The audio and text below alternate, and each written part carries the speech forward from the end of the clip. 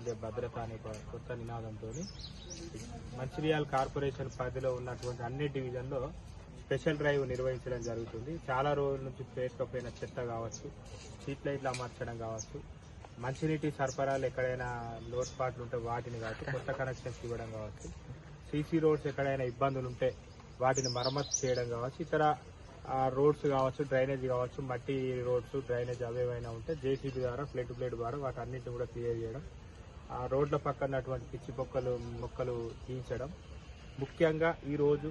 34వ division అగ్గు సాగర్ గారి corporator గారి ఆధ్వర్యంలో ఇది మొత్తం సింగరేణి ప్రాంతం అయినప్పటికీ కూడా ఎన్నడూ లేని విధంగా ఇంతకుముందు ఉన్న గ్రామ పంచాయతీ కావచ్చు, నస్పూర్ మున్సిపాలిటీ కావచ్చు, కొత్తగా ఏర్పడ్డ కార్పొరేషన్ పరిధిలో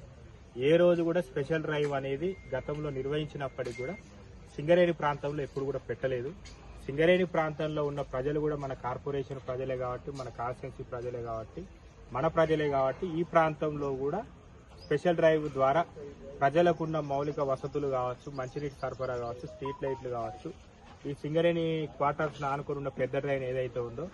నాకు తెలిసి 20 సంవత్సరాల నుంచి ఇదైతే ఎప్పుడు కూడా క్లీన్ చేయలేదు. వీటిని ఇప్పుడు స్పెషల్ డ్రైవ్లో భాగంగా ఈ సింగరేణి ప్రాంతంలో ఉన్నటువంటి మెయిన్ నాలాలు కావచ్చు, మిగతా నాలాలు కావచ్చు, అన్నీ కూడా ఇటు మున్సిపల్ సిబ్బందితో, ఇటు సింగరేణి సిబ్బందితో, మున్సిపల్ అధికారులు సింగరేణి అధికారులతో మమేకం చేసి ఒకటి చేసి అందరి సమక్షంలో ఇటు సింగరేణి కావచ్చు, ఇటు మున్సిపల్ ప్రభుత్వ రంగంలో ఉన్నటువంటి అధికారులు కావచ్చు, అందరూ కలిసి ఈరోజు ఇక్కడ పర్యటించి ఈ ప్రాంతంలో ఉన్న సమస్యలన్నింటినీ కూడా పరిష్కరించడానికి స్పెషల్ డ్రైవ్ నిర్వహించడం జరిగింది. దీంట్లో భాగంగా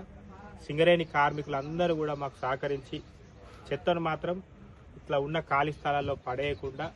మీకు సింగరేణికి సంబంధించిన సిబ్బంది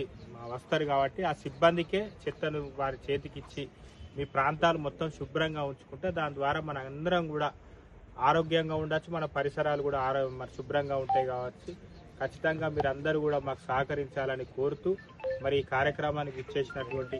సింగరేణి అధికారులకు, మున్సిపల్ అధికారులకు, మున్సిపల్ సిబ్బందికి, ప్రింట్ ఎలక్ట్రానిక్ పత్రికా మిత్రులకు, గౌరవ డిప్యూటీ మేయర్ సల్లా రమ్య మహేష్ గారికి, అదేవిధంగా 26వ డివిజన్ కార్పొరేటర్ రవి గారికి, 33వ డివిజన్ కార్పొరేటర్ కుమారస్వామి గారికి, 30వ డివిజన్ కార్పొరేటర్ శ్రీనివాస్ గారికి, మిగతా కార్పొరేటర్స్కు, కాంగ్రెస్ పార్టీ నాయకులకు, సింగరేణి కార్మికులకు, ఇక్కడికి వచ్చేసినటువంటి డివిజన్ ప్రజలకు అందరికీ కూడా హృదయపూర్వక ధన్యవాదాలు, శుభాకాంక్షలు తెలియజేస్తాను.